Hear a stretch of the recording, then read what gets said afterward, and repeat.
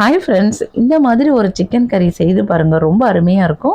God is great. இப்போ வந்து அந்த சிக்கன் கறி செய்வதற்கு கடாயில் 2 ஸ்பூன் தனியா வந்து ட்ரையாக நல்லா வறுத்து எடுத்துக்கிறீங்க.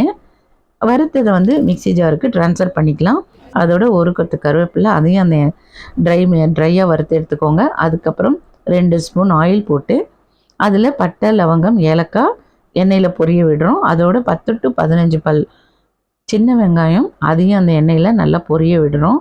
இது நல்லா வதங்கினதுக்கப்புறம் தனியாவோட இதை ஆட் பண்ணிக்கிறீங்க. இந்த இன்க்ரீடியன்ட்ஸ்லாம் இது வந்து தண்ணி விட்டு நல்லா நைஸாக அரைச்சி எடுத்துக்கணும். அது கொஞ்சம் சூடாறுனதும் இப்போது ஒரு பெரிய வெங்காயம் சிறுசாக கட் பண்ணதை அந்த எண்ணெயில் ஆட் பண்ணிக்கோங்க. நல்லா வதக்கி விடுங்க. அதோட 2 ஸ்பூன் இஞ்சி பூண்டு பேஸ்ட்டும் அதில் ஆட் பண்ணிவிட்டு நல்லா கரண்டியால் நல்லா வதக்கி விடுங்க. அடி பிடிக்கக்கூடாது. இதோட 2 தக்காளி சிறுசாக கட் பண்ணது நல்லா மேஷி ஆகிற அளவுக்கு நல்லா வதக்கி விட்டுக்கிட்டே இருங்க.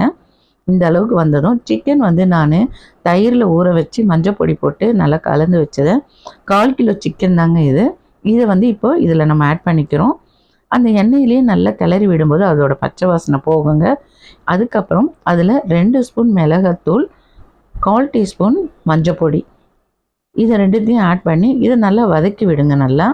ஏன்னா அதோட பச்சை வாசனை போகணும் இல்லைங்களா, அதுக்காக. அதோட 1 ஸ்பூன் சோம்பு பவுடர் அதையும் ஆட் பண்ணிக்கிறீங்க. சிக்கனுக்கு சோம்பு பவுடர் ஆட் பண்ணும்போது ரொம்ப அருமையாக இருக்குங்க. அதோட கரம் மசாலா ஒரு 1/4 டீஸ்பூன். இப்போ அரைச்சி வச்ச விழுது இருக்கு இல்லைங்களா, அதையும் இதில் ஆட் பண்ணிவிடுங்க. எல்லாத்தையும் நல்லா கிளறி விடுங்க. சிக்கனோட நல்லா எல்லாம் ஒன்றோடு சேர்ந்துக்கும். அப்போ அந்த ஜாரையும் நல்லா வாஷ் பண்ணி அதில் அந்த சிக்கனோட ஆட் பண்ணிக்கிறீங்க. இப்போ உங்களுக்கு தேவையான அளவுக்கு தண்ணி விடுங்க. இப்போ மெயின் டிஷ்ஷான உப்பை இதில் ஆட் பண்ணிக்கிறீங்க. உங்களுக்கு தேவையான அளவுக்கு உப்பை ஆட் பண்ணிக்கலாம்.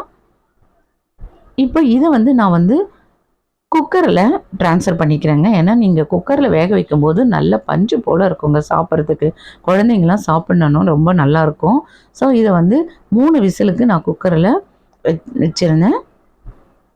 மூடி போட்டு இப்போ பாருங்கள், அவ்வளோ அருமையாக வெந்து சுட சுட பார்க்குறதுக்கே சாப்பிடணும் போல் இருக்குங்களா.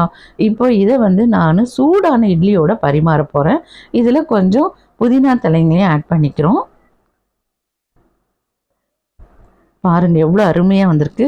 சுட சுட இட்லியோட இந்த கறி சிக்கன் கறியை ஆட் பண்ணி சாப்பிடும்போது ரொம்ப அருமையாக இருக்குங்க. நீங்களும் இதை ட்ரை பண்ணி பாருங்கள். இதே இன்க்ரீடியன்ட்ஸோட ரொம்ப அருமையாக இருக்கும். சனி ஞாயிறு சண்டே ஸ்பெஷலாக இந்த மாதிரி செய்து பாருங்கள். ரொம்ப நல்லாயிருக்கும். தேங்க்ஸ் ஃபார் வாட்சிங்.